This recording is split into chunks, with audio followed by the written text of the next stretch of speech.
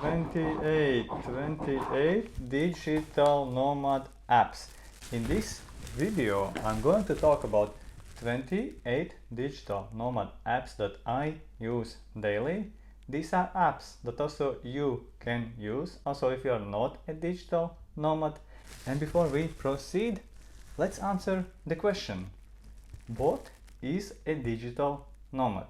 A digital nomad, most likely, is the same kind of person like you if you are working in the office.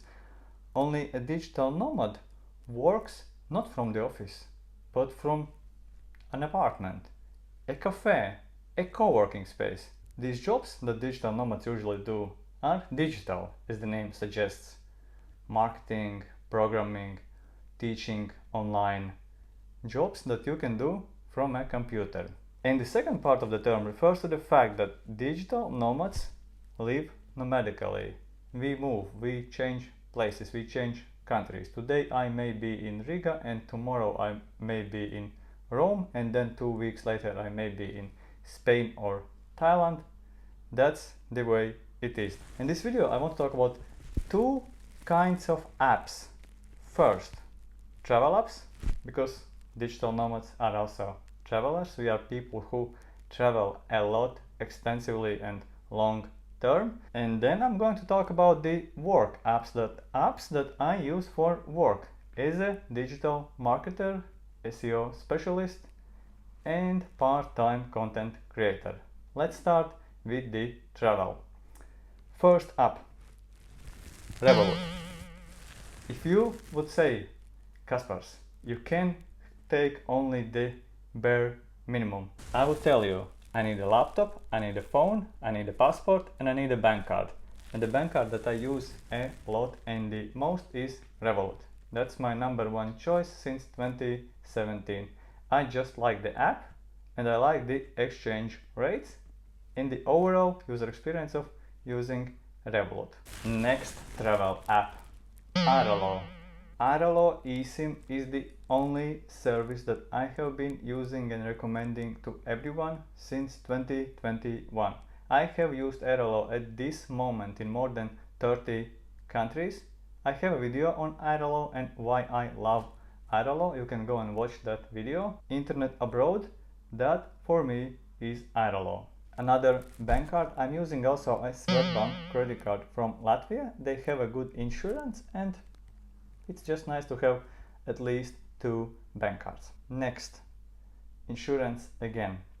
If I don't have insurance from Revolut or from Swedbank, if I am abroad for a longer period of time and the insurance isn't working anymore, with Swedbank I'm having, I think, 3 months, like one trip can't exceed 3 months or I'm losing the coverage, then I'm buying Safety Wing, an insurance for nomads and travelers.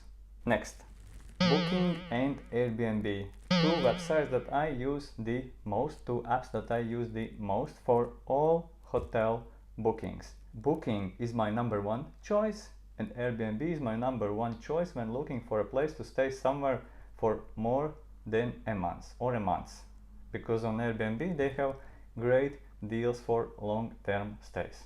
I have been using both of them since 2012. Next, flights, Skyscanner and Kiwi. Again, two services that I have been using since like 2012, maybe 2013 and 2014, long time.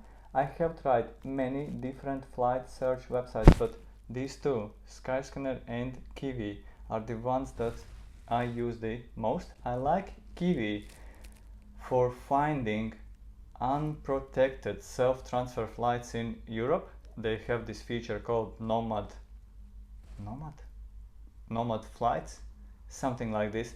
A great feature. You can find flights that include, let's say, 3 or 4 separate flights. You can be going like London, Morocco, somewhere, some city, then going to Rome, then flying to somewhere in France. And Kiwi will find you, this Kiwi Nomad feature will find you the best combo.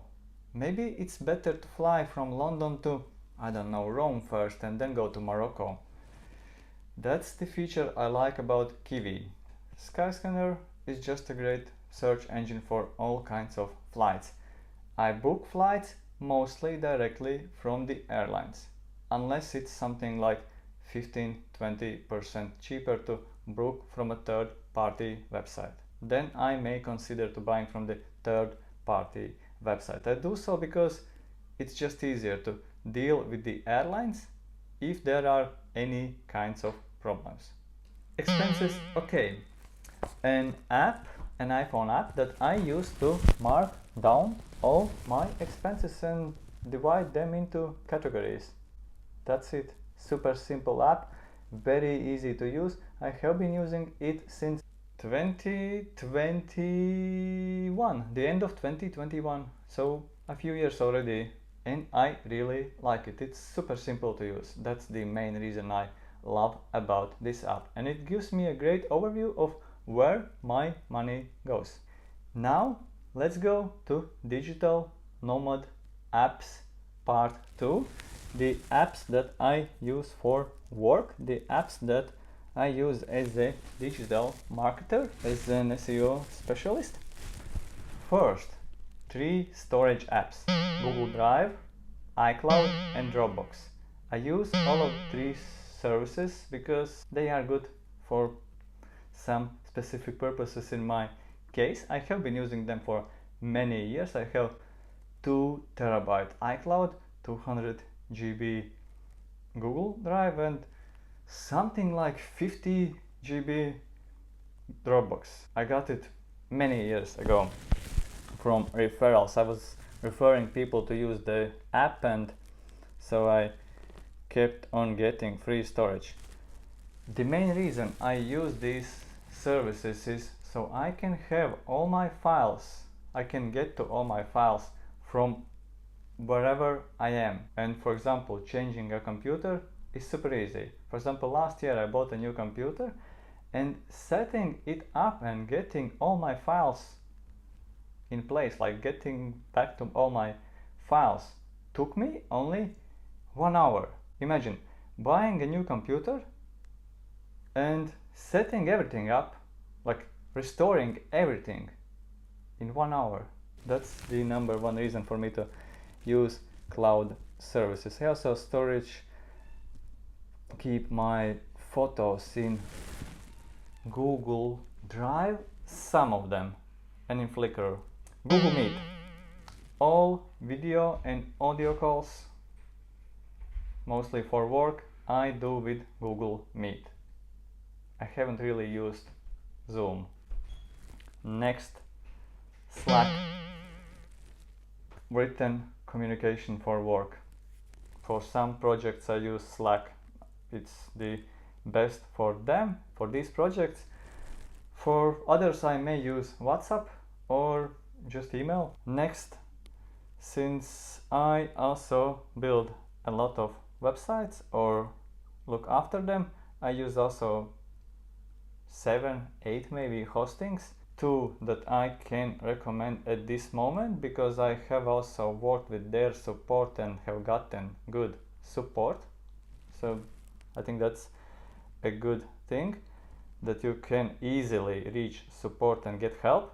1, Namecheap, and 2, A2 hosting. I have been using A2 hosting for, could be something like 5 years, since maybe 2019 or 2018, and Namecheap for maybe 2 years. So these are the 2 that I can recommend. I have tried, I believe, all of the most popular ones, and not all of them are great. That's why only 2. Next, a productivity app, Toggle Track, to track all the work that I do, to track that, for example, at this moment I'm spending X amount of minutes or hours to record this video. Next, I work with SEO. I optimize articles, I do research on topics to write, I write articles, do everything keyword and SEO related. Then to do keyword research, I mostly use one app, Keysearch, one paid app, Keysearch, and one free app, Answer the Public. I use the Answer the Public mostly to get inspiration for some ideas that I could write about, to research some new topics that I haven't really thought about, and Key Search to do a keyword research to find related keywords, to understand the competitiveness of some keywords, or yeah, do everything keyword related. I have also recently started using Key Search for YouTube keyword research. No idea if it works good. For blogs and websites I have used Key Search since, I don't know, 2017 maybe, but for YouTube only since 2024. No idea about the YouTube. Google Webmaster. If you have a website, if you are interested in getting traffic from Google, organic traffic, search traffic, if you are interested in being found on Google, and if you want to understand how often are you found and how, like, what keywords bring people to your website and to which pages, Google Webmaster is the free tool that you need. Add your website to Google Webmaster and you will better understand how your website works on Google, how Google sees your website. I use it daily since I'm working with SEO since 2017. 2 AI apps. Jasper. Since 2023. Almost daily. I love it. That's the #1 app, AI service that I use for writing, simply because I love it. It works and it does everything that I need. It was creating much better articles before ChatGPT started generating decent articles. At the moment I see that also ChatGPT is making some good progress and is making some good content, but I'm still mainly using Jasper. ChatGPT, I also use it. That's another digital nomad service that I use, but not as often. Sometimes for the same kind of things, for the same kind of targets, if I want to, for example, write an article, I may also try and write it with ChatGPT to see what this service comes up with. Sometimes ChatGPT offers something better than Jasper, but in my experience still my preference is Jasper for writing, but ChatGPT mostly for ideas and to do some other kind of things that AI can help me with. One of the things that I have started using it a lot lately, I can use also Jasper for that because Jasper also has a chat, but I don't know, for whatever reason I find that it's easier for me to chat with ChatGPT, and then yeah, the thing that I use it for is I use it as my personal assistant. Like, for example, I'm doing something with the website, there is an error that I have never seen before, or there is a situation I have encountered that I have no idea how to deal with. I may ask Jasper what to do, or please explain to me this error, or I don't know, do something with some data. Like I may go to some website, go for example to my YouTube account. There's a list of all the videos that I have on my account. I will click select all to select all the text, just copy, paste it into ChatGPT and ask and tell him like this is what I have, these are the videos that I have on my YouTube channel, please suggest me some other ideas. This is one of the ways that I may use ChatGPT. Okay, I said 2, but in fact there are 3 AI apps that I use. As of recently I also started using VideoGen AI for short video creation. It's not perfect, but I tried and I looked up at several solutions and I found that it's just the best for the money. It's super cheap, something like $30 a month, and it gives good results. Next, Grammarly for writing. I don't know why, but I started using Grammarly only in 2024. At the moment I feel like I will never stop using it. As long as I'm writing content, as long as I'm creating new written content. It's just so much easier to write with Grammarly. It suggests great things. It corrects your mistakes. Next, 2 services, 2 apps, digital nomad apps, digital marketing apps that I use for photo editing and visual content creation. First is Canva, the app, the service that you have probably heard about. I think everyone uses Canva. Everyone who has any need to create images for social media, thumbnails for YouTube, thumbnails for, I don't know, Instagram Reels, Canva is great. In my case, I find it that it's enough for me with the free version. And the second photo and photo content related app that I use a lot, not really recently, but I have used it a lot throughout the years, is Lightroom. I use Lightroom for photo editing.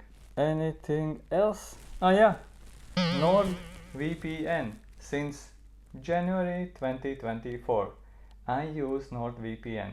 I'm not really happy about it, but it's for free. It's included in my Revolut plan, so I think I'm gonna be using it. Many people say that it's great. Maybe I'm just not really used to it. Anyways, it gives me the security that the VPN gives you, and it works mostly. So I think I'm gonna be using it. So that's it. 28 apps, 28 digital nomad apps that I use more or less daily and that you can also start using. That's it for today. See you next week. Bye.